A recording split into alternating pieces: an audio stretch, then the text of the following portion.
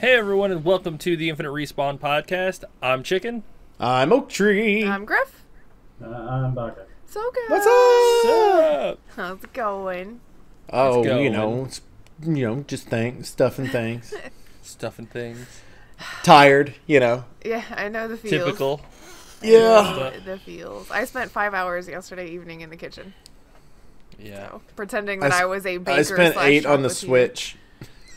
In I one wish straight that's where I sitting. had spent all my time, but that's okay. I had football playing in the background, so I count. And then I put it on the big TV after football was over.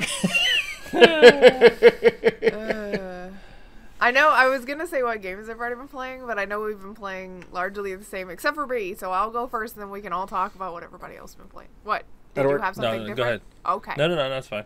Okay. Red Dead Redemption is still surprising me with how much I like things about it. And I think... Except for fishing.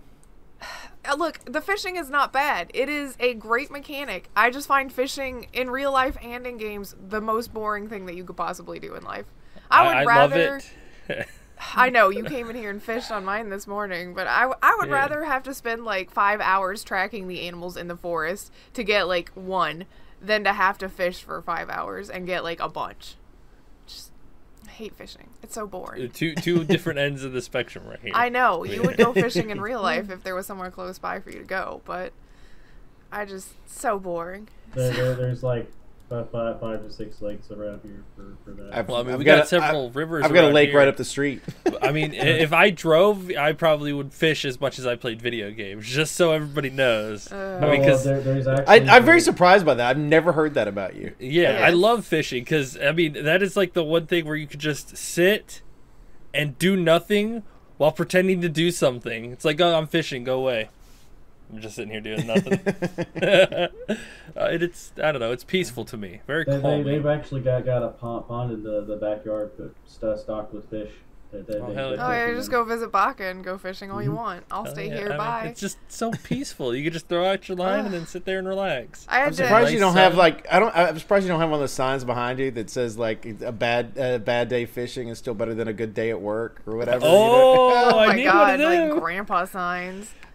No. Oh, great. See, she's calling me old. I had to take a kid, like, in game I had to take a kid fishing at one point, and the kid's like, why are we doing this? It's boring. And I was like, right? I'm with you, kid. Let's leave. And I think the only thing so far that I found that I don't care for happened for the first time yesterday. Like, you have to contribute to the camp that you're staying in, like, financially or with stuff, whatever. And it's been fine, because I've been giving them, like, my loot stuff and give them stuff all the time. But I got, like, hassled by 3 people in camp yesterday about the fact that I had stopped giving stuff. I was like, well, let me go look and see how far behind I am, because it keeps a ledger of everything that everybody donates. So you and the NPCs, it's all written down in this ledger. It's just my name. Like, I've stopped contributing. I'm the only one. Why are you hassling me? Is there more ledgers? Like, is there a food ledger? No, it's all consolidated into one. Because the ledger just keeps track of what people give in, and you don't generally it will count the food stuff, but most of what the NPCs give will either be money, like actual money, or it'll be items that they've looted as well. So it'll be like 10 things that I put in, and like one guy gave a feather, and then 10 things that I put in, and one lady gave 15 cents. I'm like, you better start hassling everybody else. I don't see your name on this ledger. I'm just saying. Just saying. I don't mind giving money. Maybe you need to start giving a feather. Yeah, maybe they want Does feathers. it count the same? I had, like, is there? though. Like, I had given some of the same stuff that they did. Like, one guy gave, like, a belt buckle, and right underneath that was the first thing I gave. I'm like, I don't understand what this double standard is. Am I supposed to support everything here? Jesus. Yes, you're supposed to put in all the work. Supposed to do Like, it all. Camp Dad, apparently, or something. I don't know. Can't provider. Clearly. It's you. It's been very, very enjoyable, though. But I will say, the other thing that we have all been playing was something that I did not expect to want to play. And now I'm playing it, too. So I hate you people. Congratulations, you won. Yeah. Go ahead, start talking Hey, about it. but my favorite part about this is you have found a reason to like the Switch. Yeah, that's what Chicken said. He's like, I am double surprised because 1, you're playing on the Switch, and 2, yes, that's right, everybody, I'm playing Pokemon. Let's go. I almost said Pokemon Go, but yeah, we got the Pikachu one. Also, props for the MASH shirt, I just noticed. Oh, yeah. It's my all-time favorite show, for those that don't know. Yeah, I'm enjoying it. Like, this is my first Pokemon, like, actual Pokemon game to play. Pokemon Go I played and everything else, and Chicken and I would talk about it because he's an old Pokemon fan and things like that, and he would let me know what things were supposed to evolve into and things like that. But playing the actual game like this and still knowing what those elements were that I was playing in Pokemon Go and kind of combining the two to make it more casual, I am enjoying the shit out of it. And I spent 8 hours straight. Took a nap during the middle of the day, and then right afterwards just kept playing until like 2 a.m. And I enjoyed the shit out of it. It was so much fun. I absolutely love Pokemon, and I don't know why. I'm 41 years old and playing Pokemon and addicted. I have a problem. Hello, my name is Oak. We've all had problems. I mean, I've had problems for the last 20 years with Pokemon. I mean, yeah. I've got my collection right here that I've restarted collecting the original 151 Pokemon cards. So, hi, I'm Chicken, and I have a problem. Yeah. Well, I mean, but here's the thing: is like, you know, the cards. Yes, I had friends and stuff that did the cards and stuff when I was younger, and they did that type. That wasn't my thing. And then they would play on Game Boys, and I was like, not really my thing, because of the way the gameplay was set up. As the games progressed, and now what I don't want to say it's more modernized, but it kind of is if you think about it. It definitely is. But it's more casual. I think you said that before the show started. Everything is set up more casual, and I think it's set up for modern day kids that are playing.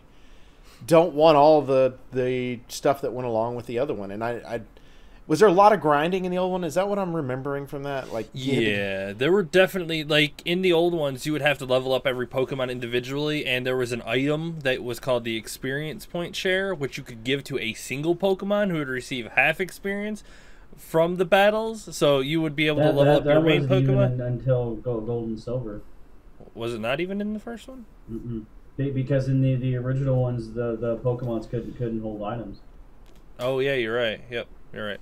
So yeah, so even in the second one, but I mean, you had to level up every Pokemon individually, and the way to catch Pokemon was to battle it and then get it weak and then throw a Pokeball.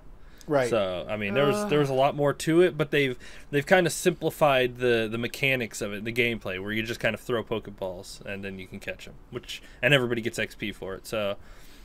I like it. I've been playing Pokemon for a long fucking time. I mean, it's not a hardcore version of Pokemon, but it is very nice. It's casual. It's fun. I mean, I'm enjoying the shit out of it so far. I mean, it's just what I like is I can sit back, because if those who haven't gotten it yet, if you're not using the Pokeball, you basically have one Joy-Con in your hand. That's it. And I can sit back with a whiskey in one hand and the Joy-Con in the other, chill back and just whoop, catching you, buddy. You know, it's the simplest way to play a game. I mean, absolutely one of the simplest ways to play a game, and I enjoy it. Like I'm chilling out, and I think I had 3 whiskeys last night. The other night when I played, yeah. I took the little, because I usually, part of my issue with the Switch is, you can take it anywhere, but the screen is small, and I like full screen immersion. But this game, I don't feel like I need that. So I don't mind it as much taking the little one. So I just took this. And I think it's probably because it was originally built for a portable style system, right? Probably. Mm-hmm. Yeah, so they've gotten that down, and I like the fact that I can transfer back and forth and not feel like I'm missing something. Yep. I feel like, and it's a little different trying to do it with the, in the portable mode versus the other one, because one's more active or whatever. My arm on my right side is going to be huge if I don't swap it over. I can move it over to the other one. But yeah, I think it's really well done, and it makes me want to continue to catch these things or whatever. And I like the fact that I could just wander around, like I can dodge them if I want to. If I'm moving from one point to the other one, I can move around them, or I can hit every one of them on the way. Because I kept thinking, I was like, why do I have like 110 of these Pokeballs and I haven't bought any, And it's. But I will give everyone a hint, because it's stupid how late they tell you in this. Make sure you have your little pokey guys out, like one of the, because you'll be allowed to have the one that sits on your shoulder, and then you'll have one that you can just that'll hang around with you, because they direct you to stuff that they find in bushes. Mm-hmm. So see, I left it out because there's that one chick in the second place, and she's like, "Here, you can keep this out," and she pulls out my Oddish, and I was like, "Well, that's gonna stay there forever because I love him." So yeah, I don't care if he gives me mine's- stuff or not. He's cute. Yeah, but mine's you go- you that flies around me. Oh, cute. Oh, you got it. but you'll get a like the raspberries and all stuff. You can't purchase those, which I think is you weird. have to find them. But And that's so how that it was helps in you the find other them. games too. Like you would find Okay. like little trees and whatnot. Like in the Gen 2, which was silver and gold, you'd find these little trees, and then you could pick them, and then they would have berries in them. And that you couldn't buy them anywhere. You could just only find them, and then they would replenish after 24 hours of real time, and you can go back and pick them again. I got mad too. There's one point where you go inside of a house. Something's happened. You go inside the house. When you get inside the house, there's a bowl of freaking berries sitting over on the side, and you can even walk over to it. They talk about it being there, but you can't get them. And I'm like, just let me have them. You don't need them anymore. Let me have them. You know. I already know which place you're talking about. It's probably after the second gym, right? Yep. Yeah, I know Yep. exactly what you're talking about. When do you get the... Okay, they keep talking about, hey, if you learn chop, you can chop down these things. Where do you figure that out? That's in the city. That would be, if I had to guess, the after the third one, after the third gym. Is it? Yeah, it's after no. It's No, after yeah, you it's beat at- the it's- second gym. No, you get it on the SSN, remember? Oh. Yes. So I just Because need to wait. then you Gotcha. get it, and then you can Oh, go no, back no, up you to the have to second defeat town. the second gym in order to use it. And then you go down to the SSN, you get it on that, and then you can go to the right and go to Ghost Town. Yeah, you get it from SSN from the captain. Okay. They just, like, few people have brought it up and mentioned it, and I was like, what? What do I do to get that? Well, see, now I'm those going are- back through to get that's it. So much easier because some of the stuff, like the first couple of towns you get to, They have those little... there's a point where you can't go backwards. So you have to go forward in order to go backwards because there's only one way back and forth, and then the being able to chop those down helps. All I'm saying is that my heart's fluttering watching you two just kind of like be like this about it, because I've played this stuff way back then. So Those is are Baka. I know those are what used to be called hidden machines. They were the special moves that you would use that would infect the environment, because it was like slightly puzzle solving, and then it would unlock the kind of world to move around a little easier. But in this one, they've removed HMs and given them. I don't know how they work. I don't know if you just use them or you have to give them. You to just a use Pokemon them, to use them? like Okay. with because I've got the chop, and you go through when you get up to one of the trees. It asks you, do you want to chop this? Yes or no, and then you see a little animation of, in my case, Pikachu, and then pop in the tree, and then you just walk through. The only thing I don't like is the fact the tree regrows when you go inside of a building and come back out. And so I'm like, I got to keep cutting this damn thing. Are you serious right now? So, but I've got the second one too. I just haven't used it yet, which is, and I'm mistakes were made. I'm going to tell everybody now. All of my creatures were like down on health. So I was asked by my friend if I wanted to go to this cave so I could use the second one, and I said no. I should have said yes, because now I can't remember where he told me it was. Because he was like, oh, it's over here if you ever want to go. And I'm like, God, really? Now I'm going to have to look it up. Nice. Because I know I'm going to have to use it. So What is the second one now? Because Light. oh, is it called Light? No. Well, HM1 is cut. It's cut, fly, strength, surf, and flash. So it would probably be flash, which is light. Lights up a dark cave. I know exactly which one you're supposed to go to next. I'll let you find it. Yeah, I will. But I like the fact that they're like, do you want to follow me? I'll show you where it's at. And then my dumb ass is like, it's 2:00 in the morning. I'd have to heal these real quick because I'm sure I'm going to have to battle something. No, I'm good. Let me finish up where I'm at. And then I'm like, shit. It even asks you again, are you sure this is a decision you really want to make? I'll show you. And I'm like, nope, I'm good. No biggie.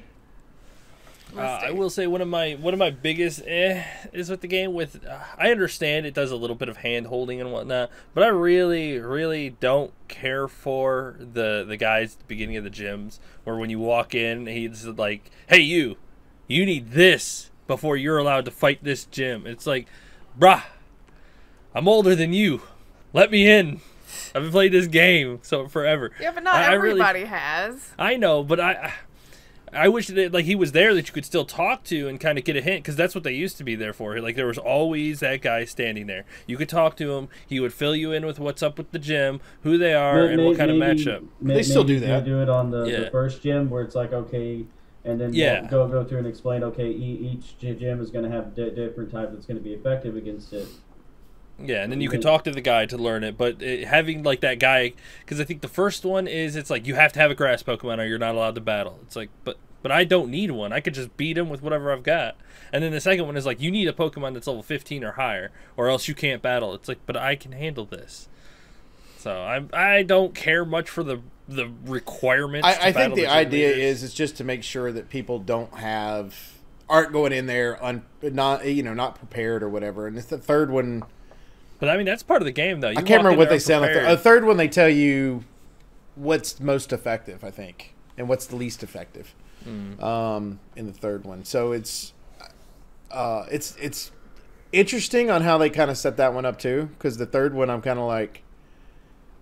like, really, this is the battle that you're giving me right now, and then I only have one thing that can fight. So I'm like, okay, here you go. And have y'all learned, I don't know if y'all are far enough or not, have you learned the Zippity Zap yet? My sister did. Yeah, she learned it. That is so OP. Yeah, it is. So OP, but I am used so the shit out of disappointed it. in the double kick animation. I wanted to see Pikachu go kick somebody in the face. Right? But instead he just kind of hops up and down and then a foot appears and that's it. Like, what a letdown. Kick him in the face for reals or else. A lot of it's just animation stuff like that. And I'm like, oh, no, really? Sometimes it's a little bit. Zippity Zap has a full animation, though. Yeah, so does, like, if you wave I don't know, if you wave your controller when the little attack thing is, he'll do his special attack, his sure hit. Pikachu, I had Oddish as because Oddish is so flippin' cute. She loves her onion boy. I had Oddish as my number Until one. you get him to 21. So that he would go out first, and he was fighting something big, and I went to go send him out, before it gave me the option to start combat or whatever.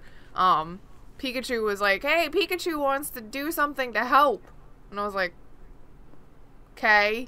So Pikachu gets to do if that's Pikachu or Eevee, I guess, so we'll do it whichever one you have. Pikachu number we'll do one. support things before main stuff too, because it basically cast something that buffed Oddish before this Probably fight gave started. him a pep talk. Pika, good job. Well, it did the whole little rain cloud thing, or that ambient animation kind of deal and whatnot. So if they're not the ones battling, they will support the ones that are, just in case you guys ever. I didn't know that. So you've got Oddish set as your number one. I haven't done that yet. Pikachu's always. I know. I'm the odd one out. I bet I'm the only one that renamed Pikachu too. Odd one out, and you're using Oddish. And to be fair, no, you're probably not. There are probably people that just kick Pikachu out of their group and just play hardcore style. So, because I mean, this game is going to be super popular with shiny hunting. It's going to be mega popular with shiny hunting. Because am I the old only games, one in this group that renamed Pikachu? Yep. Yeah, okay, I think gotcha. so. Yeah. Mm-hmm. Okay then. Would you rename Pikachu too? What? What you rename him to? My Pikachu's name is Hestia. My hunter's name is Athena, so they're getting mythology names. Your trainer. Trainer. You're gonna have to learn proper terminology. They are not a hunter. They do not go out shooting bow and arrows at poor Pokemon. Pokemon Right. hunter is what I was thinking. You go out and get it, right? So. Yeah, now all I have is this picture in my head of someone firing a bow and arrow, but instead of the tip, it's like a Pokeball, so they're firing. I would play that game. Right? And then you get the ones that it doesn't do so well on, so you shoot them and like it hits an Onyx in the head and falls down on the ground. The Onyx. That'll be the next Pokemon game that's out. Let's go hunt. Yes, let's do this. Pokemon Let's Go Hunt. Oh my god. It's the DLC for this one. I'm playing it. That's it. Oh my god. You guys want to talk about some news? We could probably talk about Pokemon all day, but we should probably. We could definitely talk about Pokemon all day. Probably get to it, yo. Cannot wait to get back to it after my Pokeball recharges.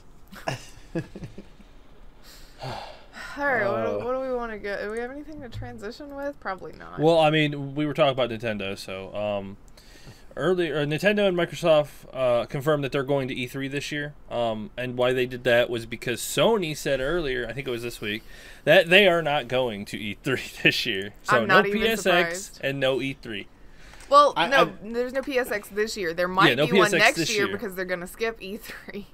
Yeah, well, which is my theory. It's part of my theory on why they're not going is because they want to have enough to justify having PSX again. I mean, I wouldn't show up either if my conference looked like this past. That's the other part of my theory as to why is because last year's was not well received. A lot of it was filler because they weren't showing off a lot of stuff, and a lot of the stuff that they did show off are things that they had already shown us. I mean, it was Death Stranding and Last of Us 2 were the two biggest pulls, and it's stuff that they've been showing us for a couple of years now, and we still haven't got What the do you games think for this it. means for Sony? What do you think? Like, do you think they're going down, or do you think this is... I think that Sony is focusing their resources on console development, that they're trying to keep quiet right now so that nobody snipes any of their ideas, but at the same time, I think what they fail to realize is a lot of the console development, even stuff that Microsoft, maybe Nintendo, and other auxiliary companies are probably doing roughly the same thing. The technology is probably moving in roughly a similar direction. Yeah, and I think they're kind of comfortable enough with their sales and how well their company is doing. Because, I mean, I think I saw an article where it's like they just sold 86 million PS4s. So, I mean, they're pretty comfortable. Their first-party titles are pretty good. So they're just kind of like, all right, we don't need to show off the same games again to build up more hype and just make it... Because there's a certain plateau when you build up hype so much. It's like, yeah, we like it. Okay, you keep showing it. But I think that they've gotten to that point just about with Death Stranding anyway. Like, people are going to buy the shit out of the game because it's Kojima's first thing away from Konami. But at the same time, like, a lot of people that were on the hype train are starting to get tired of riding the hype train because there's no payoff.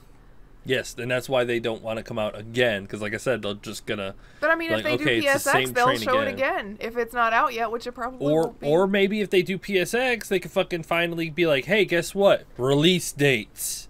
And then that's a whole new level of hype. I also feel like part of why they canceled is because Sony has a long history of not playing well with others.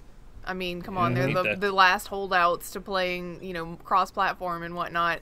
They want to keep all of their stuff to themselves, and they want to basically put themselves on their own platform, which I'm not saying, you know, is a necessarily completely inherently bad thing, but pulling out of E3 means you don't have enough to show off, and the meager things that you are going to hold on to, you're doing it so that you can profit on your own from your own expo at the end of the year. I don't understand why you don't do at least something like Nintendo Treehouse.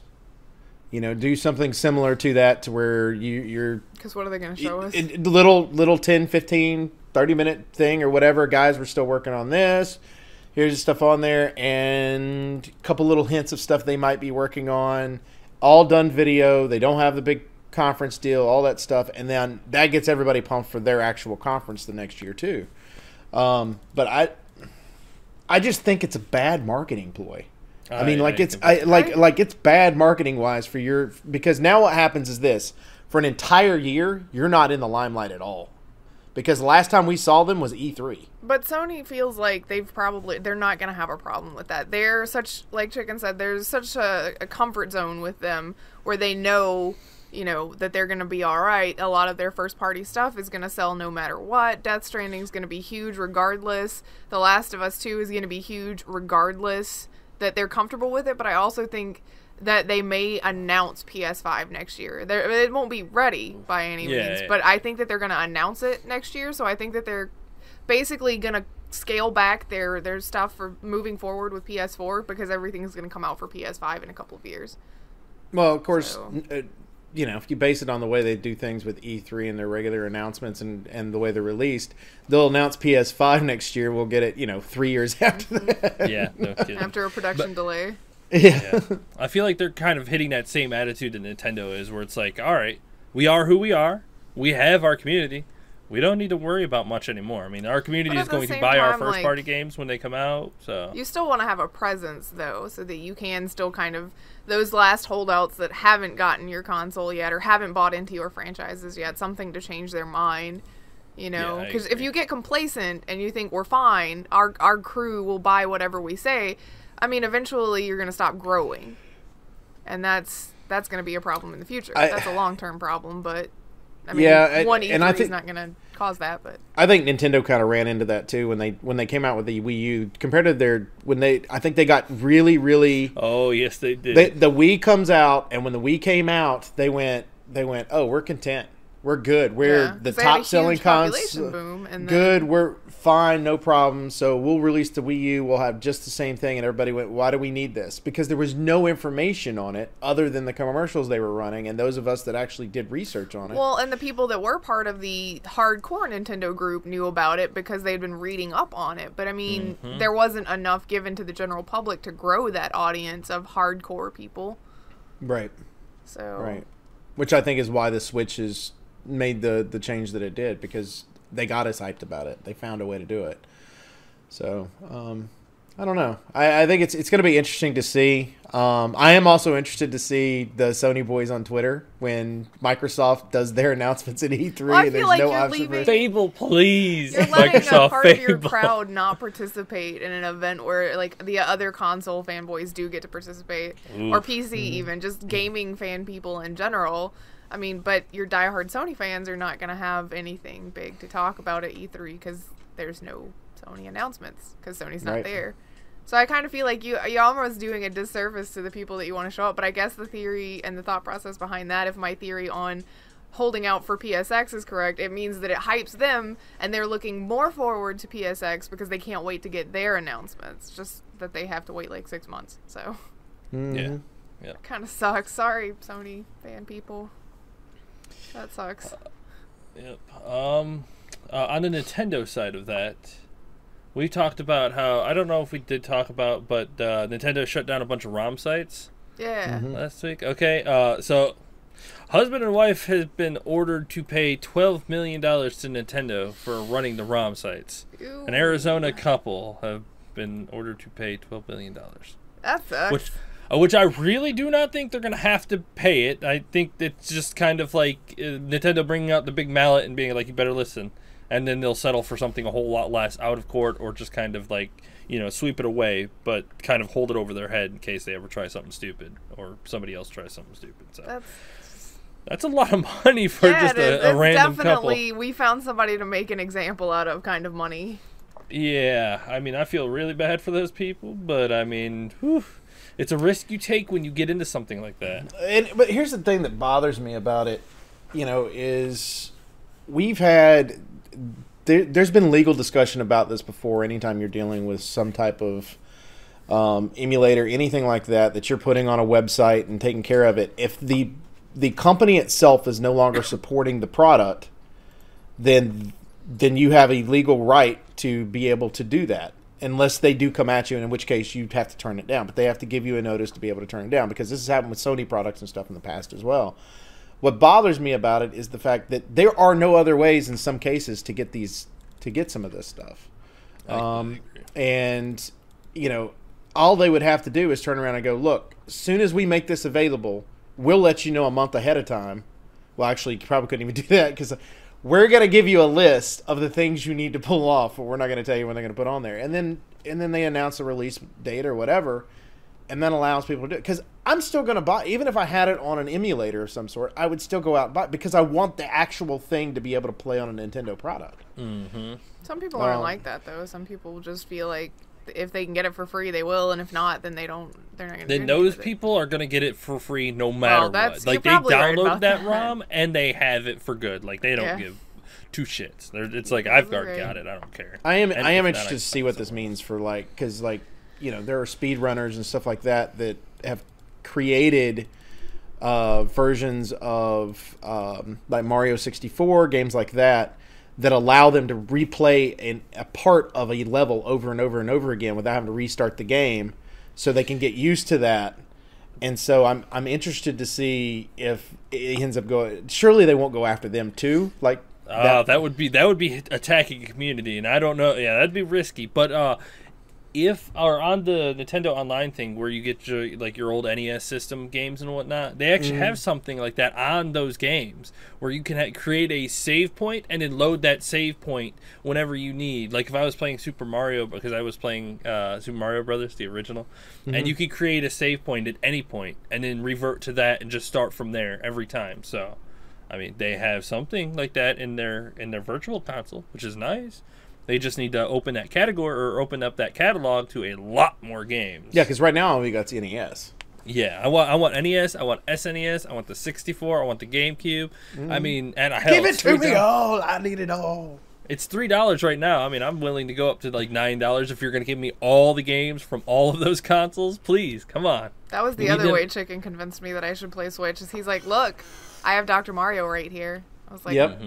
I'm gonna play that. $3 a month is just ridiculous. I mean, or $20 a year. Yeah, I just paid the yearly. Yeah, it's just almost not worth doing it monthly and just buy it for a year. And on the Microsoft side of the first article is there's a rumor going around about a new version of the Xbox One that is going to be discless. Okay. I think if that happens, I think it's just a sign of the times. But to be fair, the original Xbox One was supposed to be discless. It was, but I think that still the counter argument is, yes, I can see why it would be a sign of the times. However, you need ISPs to catch up because people do still have data caps. People do still have ridiculously slow crawl download speeds, and some people can't download. I mean, basically it's like, do I download this 100 gig game and pretty much do nothing else on my internet for the rest of the month? Or do I do what I need to do so that I can get my homework or my work stuff actually done on the internet because I can't afford 100 gigs, right, for one thing, plus patches. I think, but the other thing about it is too, one, they've got information on how much is being downloaded for them. Yep. Versus before, when they were going to originally do it, they had none of that information. Right. The other thing is we still have a disc version of this that's available. So you still have that as an option. I mean, this I think is just going to be for. If I had to guess, it's going to be what they're doing is reducing the price of the Xbox One. By making it discless, they now have taken a component out and be able to make it reduce. I think it's because of what the next Xbox. Like I think the next Xbox is going to be discless, and what also reinforces that is that they have been cross-platforming with PC so much. And when was the last time you got a disc for your PC? That's true. Fallout 4. And before that, The Sims 3. Skyrim. Yeah, 2012. Blood Bowl 2. Yeah, so you've gotten, 3 games in the last 6 years. I mean, so disc sales, way down. Like, I mean, the only reason that I have a disc drive in my PC is so that I can play Diablo 2. But the difference of it is that on with the that PC we have options for more saving space, where the Xbox is a little bit more limited. But that's what they want to do for next gen. Though, the difference between having a PC versus having your console is some people go the console route because of their data caps and things like that, and because they can't afford to be downloading everything. Well, if they're smart and because USBs are pretty freaking cheap these days, and I mean the Nintendo. So what are you gonna do? Like, just take your laptop take your Xbox to wherever, download it on the Wi-Fi, and then. In order to not entirely kill off brick and mortar stores, they can just send them like the little cartridges and whatnot. You bring it in, you plug the USB into the side of your Xbox, you download the game, boom, there you got the game. Now, if you want updates and whatnot, which is already the way it is now, you're gonna have to download it via the internet. Well, so, it's like Red Dead Redemption 2 is the. You were SOL out of that either way. So yeah, That I and, mean, and Black Ops 4. Black Ops 4 was like around 100 it was gig as well. yeah. I think it was 80 gigs. But I mean, that's the future that we are moving into, unfortunately. I just wish that ISPs would catch up so some people don't have to make those kinds of choices. Like, I can't play this game because it's download only and it's 150 fucking gigs and I can't use my whole data allowance for the month for that. I just so everybody knows, because those that don't know, I post every one of our links. I post as we go on the on the Infinite Respawn part of Chicken's Discord. And immediately after posting that particular article, Ollie says that will not fly in Australia. Which the Xbox diskless thing? Yes, that's what I'm guessing. And I think it's because their internet's shit there. I mean, and that could so be we'll have to research that. Like I said, it may be the way of the future for us, but there are other places, and even places within our own country, where data caps are limited, or downloading that 100 gig game is going to take like 2 days. So you basically have to leave your console on and downloading because your ISP meters your speed. Well, but again, I go back to in this case, you have a choice, which is yes, and I'm glad that we have a choice. Well, before we weren't going to have a choice at all when the Xbox came out. But then now we have a choice, and they're basically grounds for the Xbox, the next Xbox. If this one diskless sells real well, they may think that they don't need to put it in there.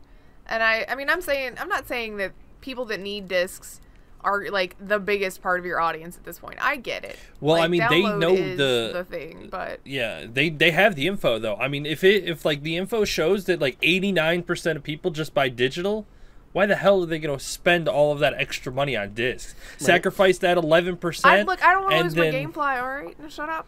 Oh, I don't want to lose my GameFly either. Damn it. GameFly will adapt. Yeah, I'm sure GameFly. They already tried the whole digital download thing, and they're still working on another version of that. So I mean, that eventually. Plus, you still have.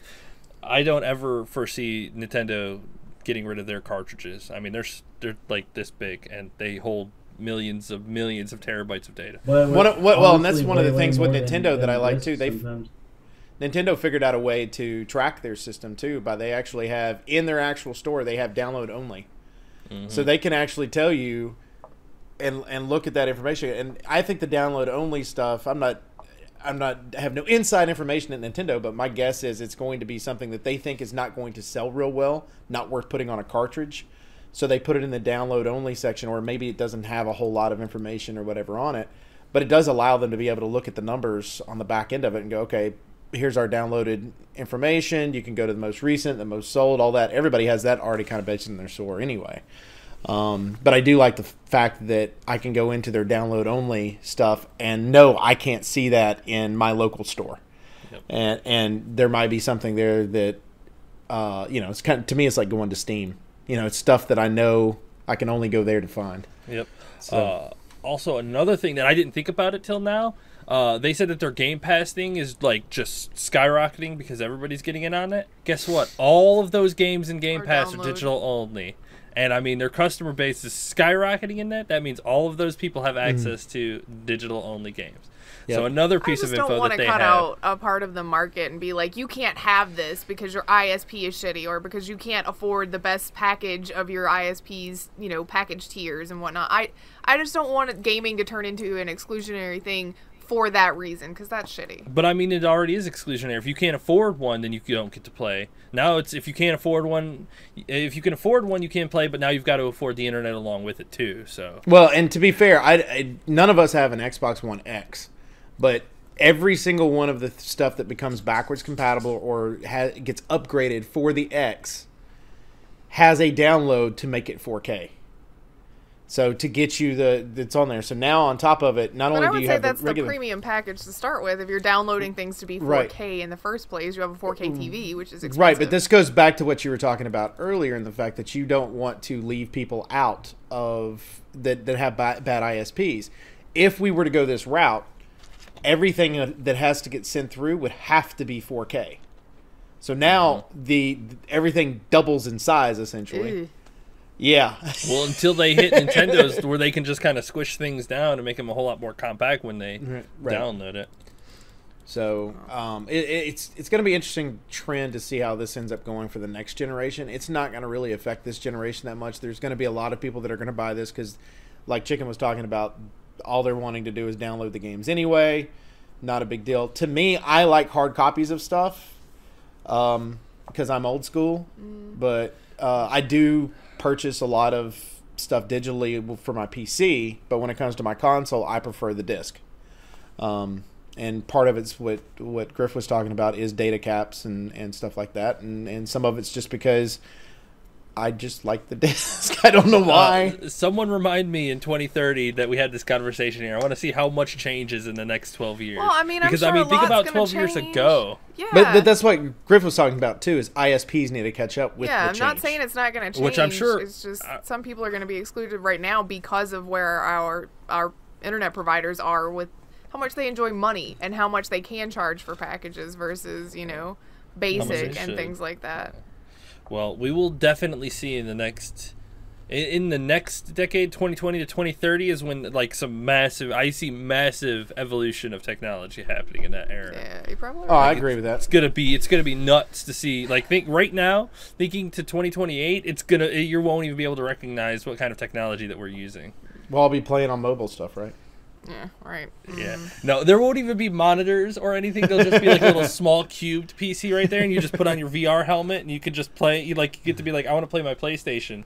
You're gonna have to download the PlayStation Store so that you can have access to your PlayStation stuff, or your Xbox Store, or your Nintendo Store, or your PC. It's gonna be nuts. I'm telling you now. I'm just waiting for everyone to have the little Jordan Eagle Forge visors for VR.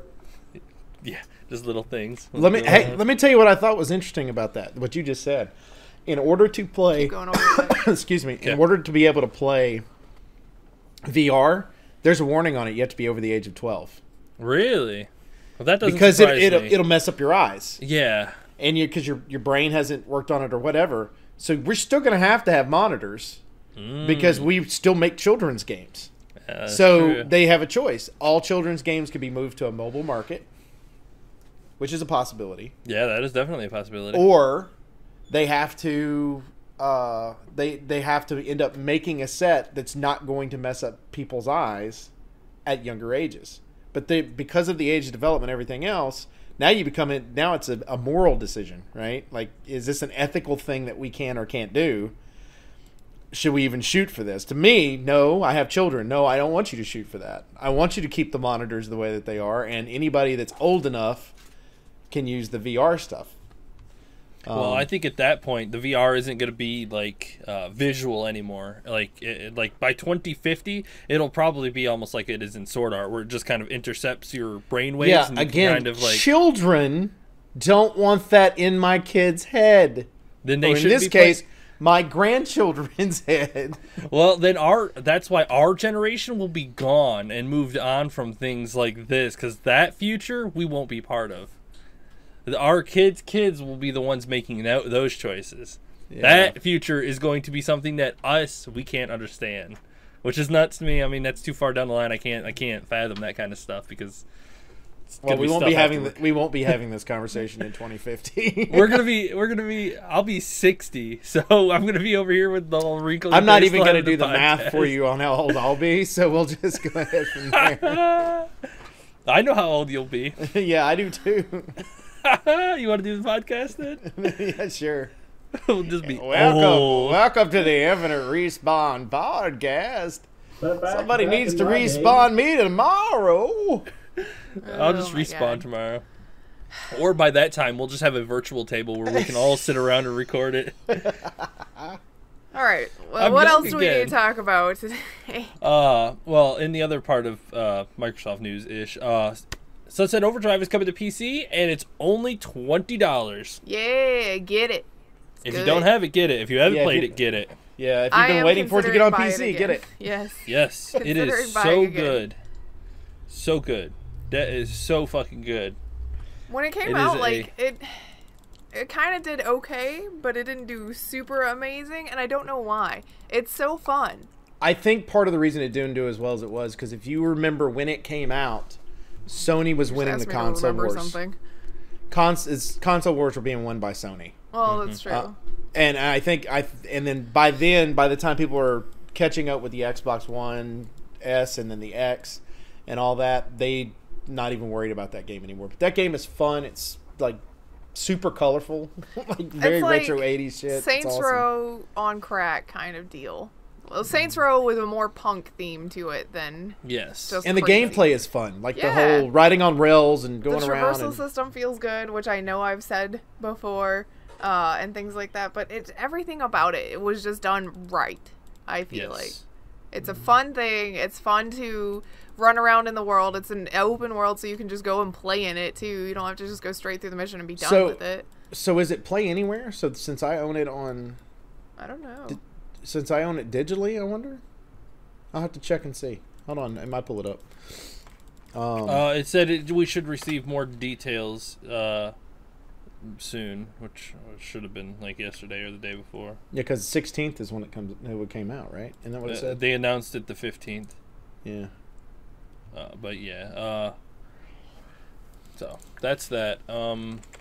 If you don't own it, if you haven't played it, it's $20. You'll get more than 20 hours out of playing that game. It's a shitload of fun.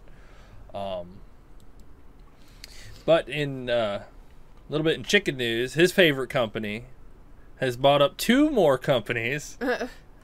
THQ Nordic buys Wreckfest devs Bugbear and Goat Sim dev Coffee Stain.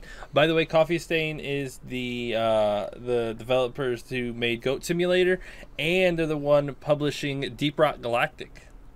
Oh, that's the dwarf mining. That thing? makes me so happy. Yeah. I love that game. Yeah, that's right. That's right.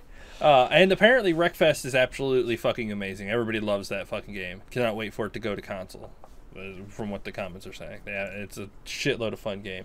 But, what was it? They said, Coffee Stain is going to be an independent group. It's kind of like they've brought them into the fold where they get to keep working on their stuff, but they're part of like a bigger corporation now. Like what they say, it's a highly complementary third leg. That is a quote from them. Okay. A highly complementary third leg. If you say so. That's funny. I was looking, Chicken, you had brought up, THQ's buying all of these things, and I wonder where they're getting their money THQ from. Nordic, THQ died. Whatever. Okay, you know exactly what I'm talking about when I say it. Yes, I do, but they She's are gonna come THQ kill you. Nordic. You're in the next room, dude. She's I just don't- gonna come kill you. I don't care. I do. But somebody pointed out in the comment section that most of their acquisitions have been for relatively low dollar amounts. Plus, their back catalog and remasters are selling like crazy right now. So that is where their money is. That's why they're buying so much. Is because what they're buying is small stuff. It's like which going, I think is incredible. And also in the comments, they said that they're hitting those like medium masterpieces where it's not like we're not going AAA.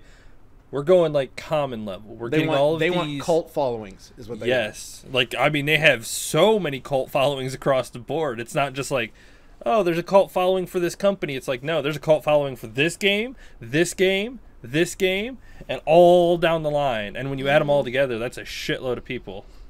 Yeah, it's brilliant on their part. I mean, really, really brilliant on their part. I think one of the things that you look at it and you go, okay, they're saving companies that are going under. They're helping companies that need the help. They're taking franchises that a lot of us love that might not have been a AAA game, making sure that giving us either a remastered version of it or continuing a series, whatever it is, and they're building on what they have. Right now, if I'm EA, Ubisoft, or any of the major AAA companies, I'm fucking scared as shit of THQ. Oh, hey, Nordic. I'll get THQ you too. Nordic. THQ Nordic. Which was originally just Nordic, by the way. Yeah. But I'm scared to death of them if I'm them, because this company is well, and actually I'm scared if I'm Valve too, because all I have to do is create my own client and pull all of my games off of yours. Oh man, and that'd be a lot of fun. Like that would basically kind of be like GOG, good old games. It's just like put all the classic remasters and all of their stuff over there. People will download it to play their games. Yep.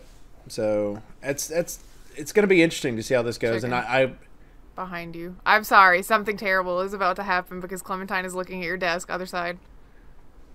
Just push her. She'll be all right. No, she's interested in the chair. Well, she was looking at your desk. I'm sorry. I just didn't want there to be like a huge clatter in 5 seconds. I was trying to figure out where your face was going on that one. I was like, what was going on? Yeah, I was like, because my Audacity records over that side of my screen, so I can't see it. I saw her looking. That was Clementine's I'm about to get in trouble face. So just trying to help us out. Anyway. Fair enough. But yeah, I'm throwing my weight behind THQ Nordic. I've got a lot of belief in them. I've already bought Darksiders 3. I plan on buying Biomutant when it comes out. Like, I'm Biomutant, I've played twice. I've played it both at PAX West both times, and I absolutely love that game. What I'm interested to see, because if you think about it, that's a fresh IP from them. Fresh, brand new. And so I'm very interested to see how that ends up paneling, and them buying up all this other stuff, and people like you that are very passionate about making sure that they're continuing on and that they're being rewarded for everything they're pulling in. That one and Metro Exodus. Metro is going to make some money. And for the record, Grif, there are rumors swirling now that they're already working on the next Saints Row. So they got that one probably in the pipeline working out. That's a day one by. Yeah, I know. And that's why I like them so much. Is they're almost down here with the common people who are just like making games for us, rather than like AAA companies who are making games to make a profit. I'm sure they're making a profit, but they know if they hit the market right, they're gonna make a profit from it. Look, I know this is totally unrelated, but I've been staring at it. Baka, is that a Doomfist hoodie? I know. It looks like Doomfist's little hand things. It's a Chewbacca one. Is it? No. Okay. I've just been staring at it. That's not Chewbacca. That's Wolverine. Oh, okay. It's something. That's I've where been it comes looking at out it of the the whole time, because to me it looked like the Doomfist's little knuckle I was thing. basing it off color, that brown color. Hold on a sec. Oh, we get to see the whole thing. Great. He gets the nerd out. Oh, cute. Oh, that's cool. Oh, I love it. Can you actually see out of those? He can't He hear can't you. hear you right now. He doesn't. It's so cute. Can you actually see out of those? Yeah. Oh, okay. you should have done the whole show like that. Yeah, Then he right? couldn't Like, put this his is just- headset on. Well, I could have. Yeah, you can. Yeah, I can. Oh, well, you know what? Well, Stop trying to distract Baka. Well, either way, Baka Bean. I'm a big fan of THQ Nordic. Everybody knows that at this point. Full weight of my support behind them, and let them prove to you why I like them. That's awesome. Oh, Lord. This is going to be the thumbnail. Yep. Right. Yes, yes, it has to be. Usually it's me with a wig on of some Special sort. guest, Bakareen. Baccarine. Baccarine. What else we got? Those are the big gaming stories. The rest of these are kind of like news articles that have happened in those last week. Some are good, some are interesting.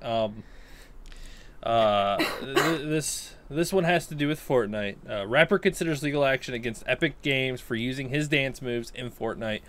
Now, I don't want to go like super in depth because we could have a pretty like long conversation about this, but if he tries to go through with this and Epic Games does not settle out of court, then this could be a precedent where someone is trying to sue over a dance move that they made up, which has not ever kind of hit the court level yet. So, No.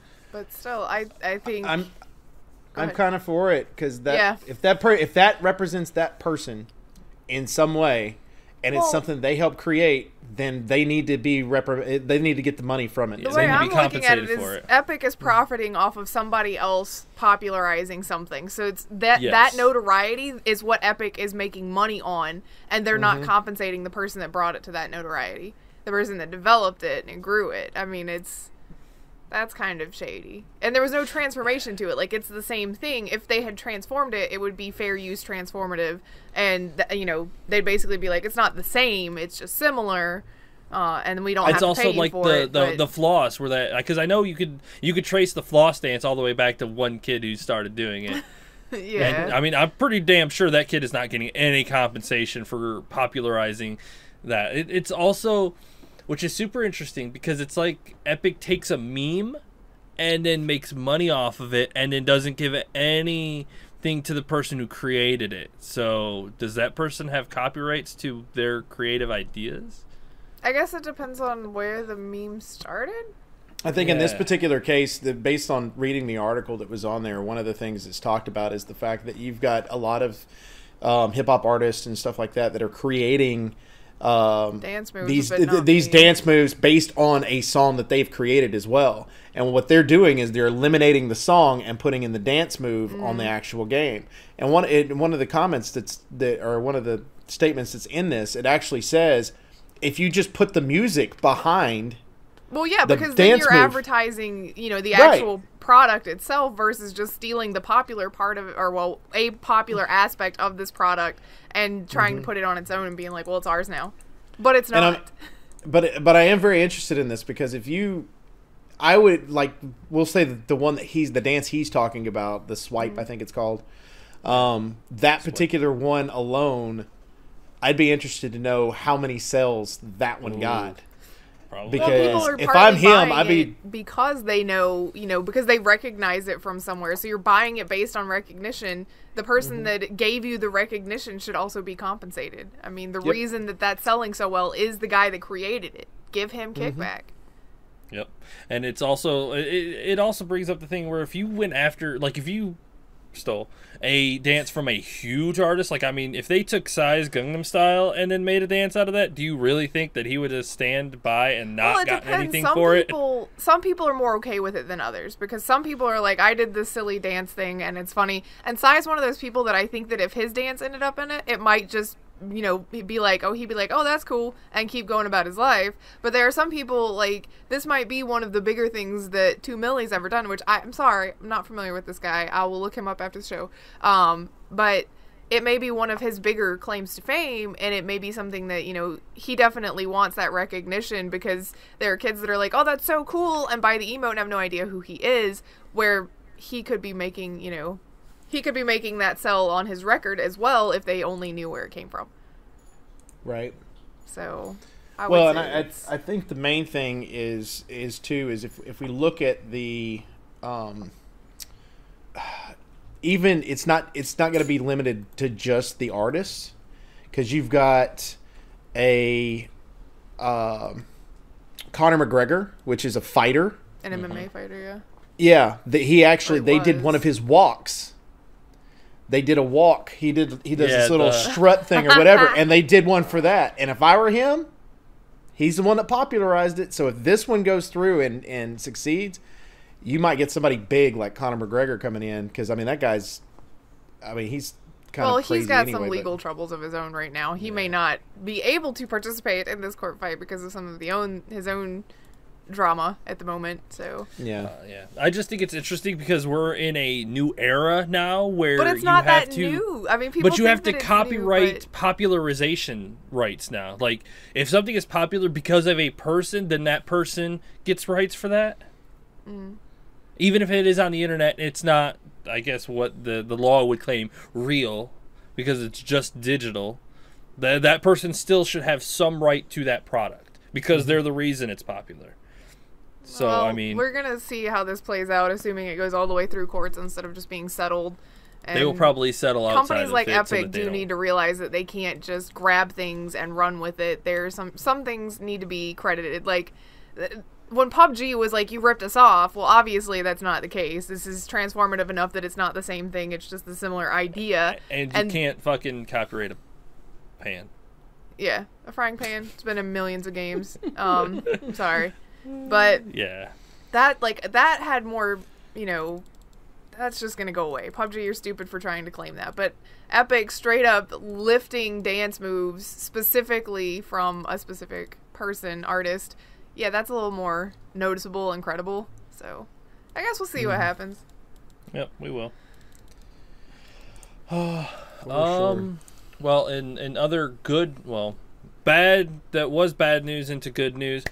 A man pleads guilty to the Call of Duty swatting incident that resulted in a death. This was a little while back. It was last year, wasn't it? Was it last year? Yeah, it was last year. Basically, you had one guy that got mad at another guy on the internet and hired somebody else to swat him. Yep. And this guy has done it several times, by the way. This guy specifically was a swatter. And the worst part about that was it wasn't even the guy. It wasn't even the guy he was supposed to be swatting. Basically, there was Gamer A and Gamer B that were having a feud. Gamer A paid this dude to swat Gamer B. Gamer B gave a false address. It was actually an address he had previously lived at but doesn't live there now. So Swatter calls in the SWAT call and sends the SWAT team to a random unrelated guy's house. This dude has nothing to do with any of this stuff, and he ends up getting shot and dying. And then, of course, you know, the swatter went on Twitter with his, you know, ego and basically said, oh, but nobody can touch me because I didn't pull the trigger, and here we are. Because had you not called in that SWAT, then that would have never happened. That guy never would have died because he never would have been in that situation. It is your fault. Mm-hmm. Yeah, this was just a bad situation all around. Cop a little too, you know, edgy. Trigger happy. And then this guy, like, the cop shouldn't have even been there in the first place. I hope this guy suffers every year that he is stuck in jail. 20-year minimum. And I hope he fucking serves every day of it. Yep. Because that shit, I hope, kind of like we were talking about earlier when Nintendo was, like, making a precedent, like, don't fucking do this. This is definitely setting an example. Don't fucking do this. Don't do it. There's no point in it. You're just an asshole or a dumbass or a sad little person who lives at home who doesn't really have any aspects in life. Why are you here? I robbed somebody. Why are you here? I stole a car. Why are you here? I killed somebody. Why are you here? I made a phone call. I mean, really? Like, the guys are going to go, I made a phone call that got somebody killed inadvertently. And he fucking talked on Twitter afterwards. Yeah. It's like, oh, the cops can't do anything to me because I wasn't there. I didn't do anything. Yeah, motherfucker, you did. You caused this scenario. The worst part about that is, if the guy had read any of the news recently, this is not the first time somebody's gotten arrested for this. Yeah. No. I want them to continue to make examples out of these people. Like, swatters. As hard as you can, stupid. like, fullest extent. Like, it's just so dumb. Don't do it. Because there's a chance you're going to get somebody killed. And, I mean, maybe you think that that's funny and that's hilarious. But seriously, just... That line was crossed. That whole, you might get somebody killed. Somebody did die from this. Like, I mean, we've crossed that line now. Like, this ended multiple up... Multiple times. In innocent people dying for no reason. There's no point to it. You've seen what happens. Yeah. You're mad over a Call of Duty game. Yep. That's so stupid. Get the fuck over. You have much bigger problems in your life if you're getting mad over a game like this and try to do something like this to somebody else. You've got much bigger issues of your own to deal with. So quit the game. Go deal it with yourself. Yeah. Moving on from that, before we all get too riled up and go find this guy and beat his ass ourselves. We got to talk about what Grif's going to be the most excited about out of all these, right? Yeah. The wonderful game, the one she loves the most in the world, Five Nights at Freddy's, is getting a AAA game.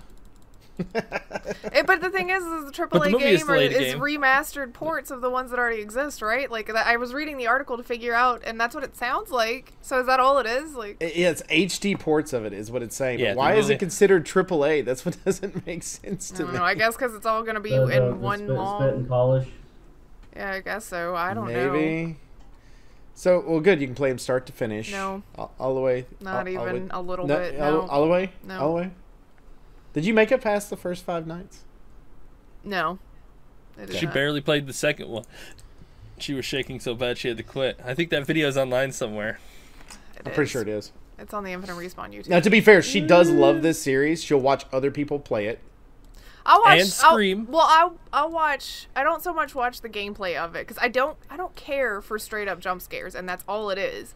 But the lore behind the game that you don't get to really experience in the game itself, that is the part I find fascinating. Scott Cawthon has been very meticulous with everything, and watching, like, I'll go ahead and talk about this, but Matt Pat, the game theorist, Game Theory on YouTube, does an amazing job of detailing, an exhaustive, amazing job of detailing all of the stuff that has been part of the lore and everything, because it's not just what's in the games, it's how Scott's changed the website for the games, some of the things that he said in blogs, stuff in, like, auxiliary things, and I respect that. I respect somebody's drive to tell a specific story very thoroughly, and their effort that they've put into it, but I don't like the games themselves.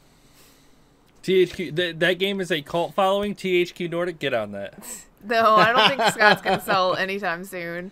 Not if they're calling it AAA by now. Yeah, well, he's still working on the movie. He just trashed the first script for the movie to start a second script instead because he had a better idea. So by 2025, we might get the script done. I would watch the movie, though. Because I think that you'll get more storytelling in it. Yeah, I'll be terrified. No, what's going to happen is this.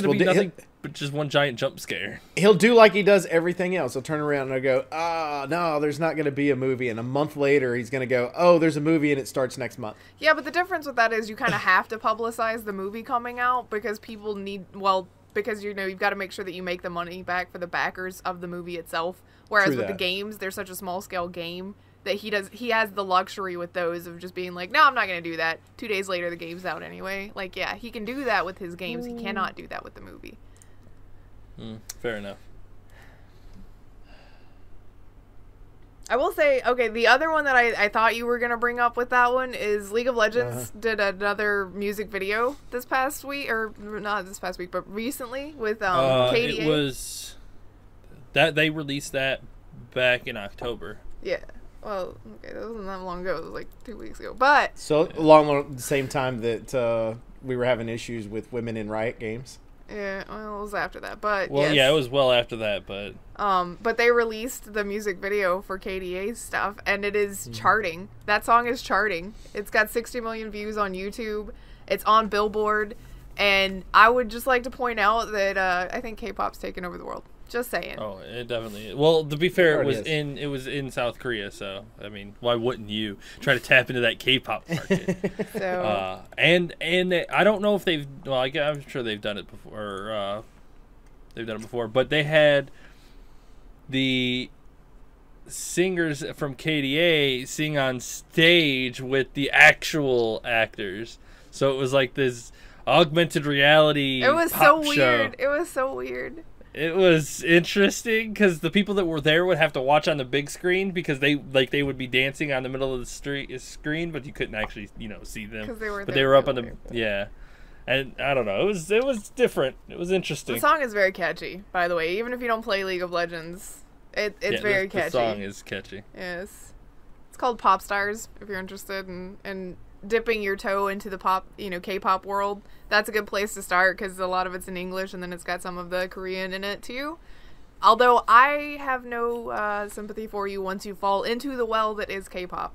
I'll be down there. I'll meet you halfway. She'll make her way back up a little bit just to stay halfway. Because she's at the bottom of it, I'm telling you. There's so much K-pop laying on top of her, it's ridiculous. Oh, it's good. So good. So fun. It is fun music, for sure. I do think that that's pretty impressive, though, that a fake band was able to make that kind of money. However, I will point out this is not the first time that a totally fictional band has been popular. Metalocalypse is the first one that I know that did it. Metalocalypse was an animated show on Adult Swim. Isn't Gorillaz a fake band? Gorillaz is also, but they have real, actual people that are supposed to represent each of the characters. So it's kind of sort of a mix of yes and no on that one. But yes, Gorillaz was animated first. But they were... You said fake band, and immediately I thought you were going into a Milli Vanilli joke. No. There's stuff like that all over the place. But Death Clock was the animated band from Metalocalypse, and they actually did tours in the States. And I think they might have done a couple of international shows too. But they actually took a cartoon band on tour. So this is not the first time this has ever happened. It's just the most recognizable. I just wanted to throw that out there because I love what they did with Death Clock. Good stuff. Yeah. Awesome. Let's see. Warhammer is getting its Warhammer Vermintide 2 is getting its Warhammer Vermintide DLC. We're getting to go back to Uberstrike. We're getting 3 original maps, including the Horn of Magus, which was the very first map. But you gotta fucking climb all the way up the thing and blow the big horn. And it's $10. And there's a secret in there too. A secret? So Worth it. What the secret will be? If it's Vermintide, I'm buying it. That's all I know. it would have been nice if it was free, but I mean $10 isn't too bad. And the company is absolutely amazing. We only paid $30 for the original, didn't we? Yep. Mm-hmm. Yeah. $40. And they've done somewhere there. It wasn't expensive, so. Yeah, the mods they come out with, you can play them too. It's a pretty incredible game. I love it. Yep. Anything else? Do we want to cover the sad news? Yeah, might as well. I mean, come on, everybody owes something to him. For sure. Of course, the sad news worldwide was the great Stan Lee passed away at the age of 95 years old. Of course, he was the creator of some of our favorite Marvel characters. And if you're watching the Marvel movies, you're always looking for his cameo. There's so much going on, but he was also just a great, great person. He was kind of like everybody's great-grandfather, I think, the way that once you see how Hollywood and stuff handled him. It's those of us that were nerds growing up continue to be nerds for the rest of our lives. He was an important part of it. So I appreciate Stan, everything he did in the game industry. Also has paid tribute to him because he kind of, in ways inspired all of us that were part of gaming. I feel like he was part of the foundation that created the entertainment medium that we have now. For sure. Everything kind of built up from where he helped start. So, we owe a lot to him where we are now, and the entertainment industry that we have now is thanks to him too. So, rest well now. 95, you get to see a lot of your shit. That's a nice long life right there. Become one of the most... he has attained to what most humans try to become, immortal. He won't ever die as long as his creations continue on. So, which I do not ever see Disney letting go. So, they will be forever. Well, and I think the cool thing about it is in ancient times when you had Greek and Roman mythology, those were your heroes at that time. They created a mythology to create the heroes of their time. When our modern day type lifestyle happened, we didn't really have those heroes. We still could read old mythology and create off of that, but we didn't really have a hero and somebody to look up to. And he helped create those. We all could relate to somebody in some way. And but Spider-Man, he created him, and when he created him, there was an issue with his higher ups because they were like, well, no one wants to read about a teenager and that's still in high school, and he made characters that people could relate to.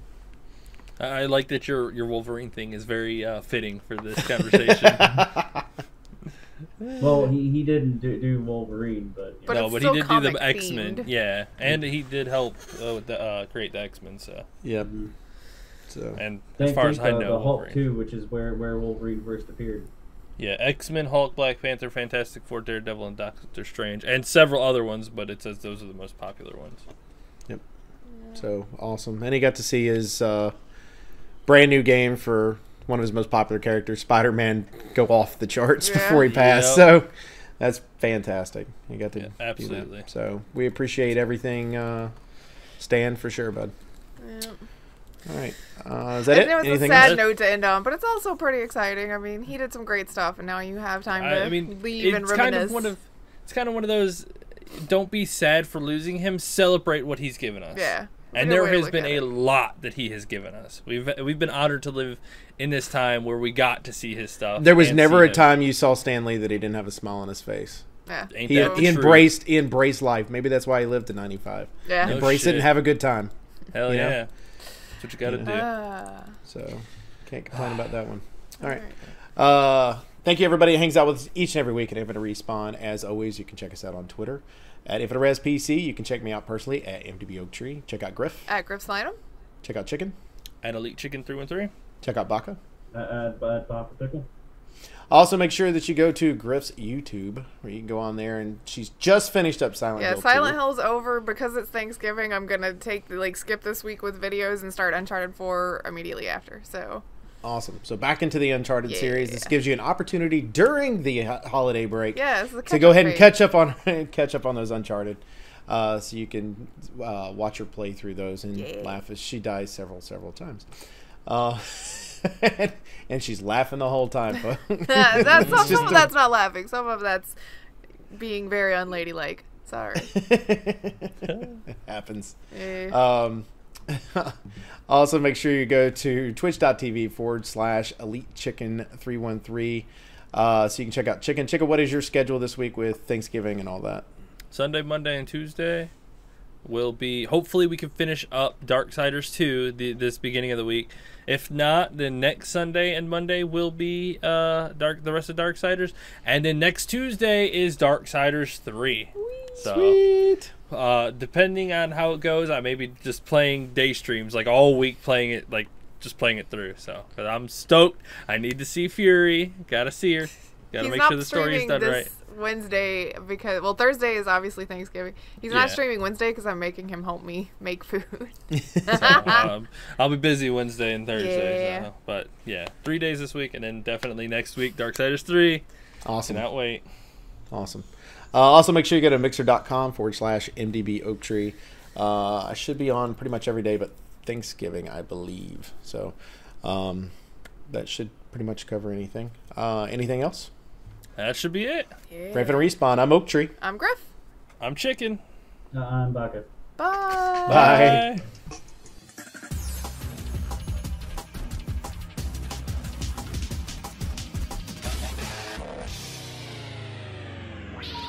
Please hang up and try again.